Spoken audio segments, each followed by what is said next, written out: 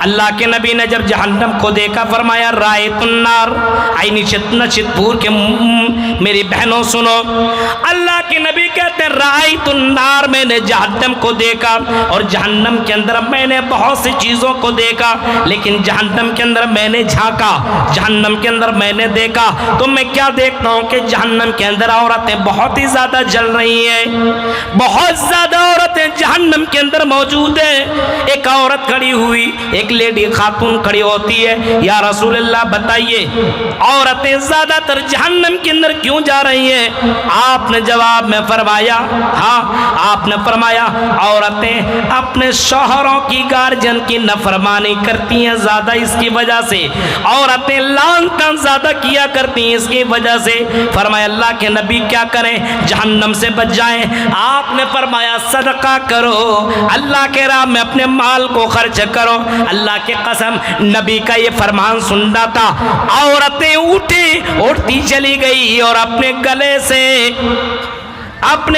से अपने पास अपने अलग अलग खजाने को निकालती चली गई। हाँ, सोने की चूड़ियाँ निकाल दी, गले के अंदर जो चैन उसने सोने की पहनी उसको निकाली, एक एक करके निकालती चली गई और अल्लाह के नबी को देती चली गई। ऐ अल्लाह ये लीजिए, अल्लाह के राह में मेरे नाम से इसको आप कबूल कीजिए, लीजिए, देती चली गई। आज हमारी ऐसी औरतें कहाँ गई हैं? आज ऐसी बहनें कहाँ गई है जो अपने गर्दन से अपने खजाने को निकाल करके अल्लाह के राह में दे दे और कहें कि लीजिए मस्जिद बनाइए, लीजिए मदरसा बनाइए। आज ये जज्बा कहाँ चला गया? मेरे भाइयों पता यही चलता है कि आज दुनिया से बड़ी ज्यादा मोहब्बत हो गई है। ला तुल्हिकुम अमवालुकुम वला औलादुकुम अन ज़िक्रिल्लाह, फरमाया ऐ मेरे बंदो, ऐ मेरे मोमिन बंदो, कहीं माल और औलाद कहीं तुमको अल्लाह के जिक्र से दूर न कर दे। आज माल ही के चक्कर में तो आदमी अल्लाह को भूला है, माल के चक्कर में पड़ा हुआ है, दुकान नहीं छोड़ पा रहा है। क्यों?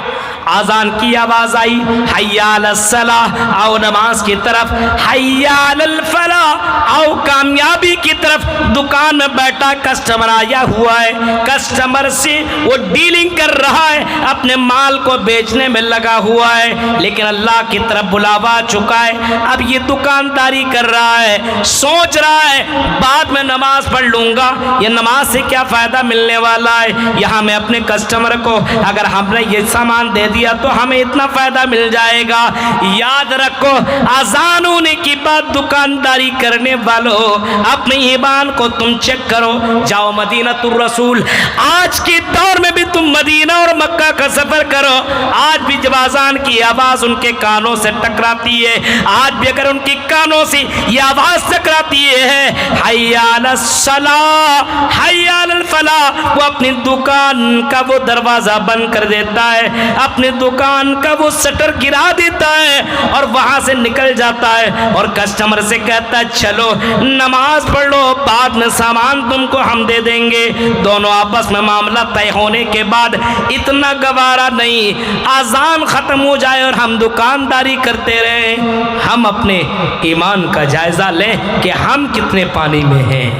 तसव्वुर कीजिए मेरे भाइयों, हमारा ईमान कितना मजबूत है। हम अपनी दुकान, अपना खेत नहीं छोड़ सकते। अजान की आवाज़ आ रही है फिर भी नहीं, बाद में भी नहीं। जुमे की नमाज पढ़ने वाला अपने आप को जन्नती समझ रहा है और अपने आप को मुसलमान समझ रहा है। मेरे भाइयों, दौलत से इतनी मोहब्बत ज़रा तसव्वुर कीजिए मेरे भाइयों, गौर कीजिए।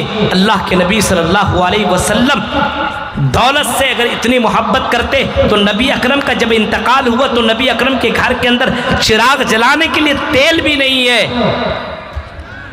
अल्लाह के राह में अपने माल को अल्लाह के नबी ने खर्च कर दिया। आज मुसलमानों की हालत देखिए मेरे भाइयों, दौलत हलाल और हराम की कोई तमीज़ नहीं है।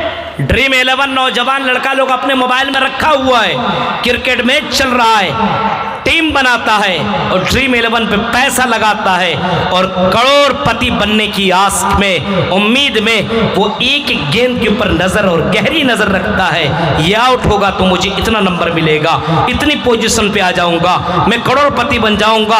उसको इतना भी होश नहीं है कि इस कमाई से मैं अगर इससे मैं करोड़पति पैसा वाला बना तो ये मेरे लिए हलाल है कि हराम है। मेरे भाइयों याद रखना, अगर कोई ऐसा काम करता है और अगर उससे पैसा कमाता है, अल्लाह की कसम उस पैसे को अगर उसने इस्तेमाल किया, यूज किया, उसको खा लिया, तो याद रखना उसकी इबादत उसके मुंह के ऊपर मार दी जाएगी।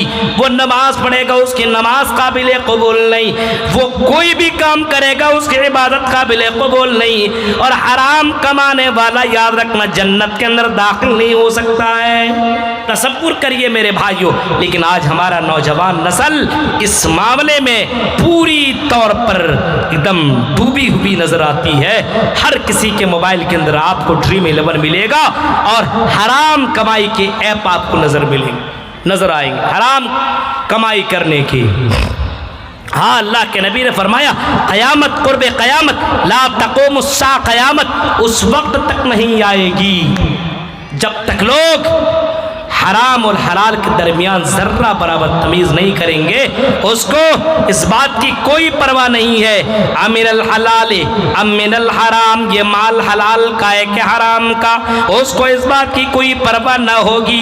पैसा आना चाहिए, दौलत आना चाहिए। और मुसलमानों गौर करो और आई नचितपुर की लड़कियों जरा सुनो, सलफ सालिहीन के नौजवान, उसके शौहर, उसके बाप कमाने के लिए अगर जाया करते थे, रिज़्क़ की तलाश में निकला करते थे, तो सलफ सालीन की औरतें अपने अपने शौहरों से कहा करती थी, अपने अपने बेटों से कहा करती थी, अपने अपने बाप से कहा करती थी, आई मेरे शौहरों सुनो, आई मेरे बेटों सुनो, तुम कमाने के लिए जा रहे हो, लेकिन आई मेरे बेटे कमाना जरूर, लेकिन रिश्ते हराम की कमाई मत करना, हराम तरीके से पैसा मत कमाना। हमें एक दिन तो भूखा रह सकते, लेकिन हराम खा करके जहन्नम के अंदर जा नहीं सकते। पहले की औरतें अपने गार्जियन, अपने शौहर, अपने भाई, अपने बाप को बाकायदा इस बात से डराया करती थी, आई मेरे शौहर कमाना जरूर, लेकिन रिश्ते हराम से बचना। आज है ये माहौल, जाओ कमाने के लिए, क्यों हमें ये चाहिए, हमें वो, अरे तुम डकैती करके लाओ, जैसे करके लाओ, माल चाहिए हमें, माल। तसव्वुर कीजिए आप,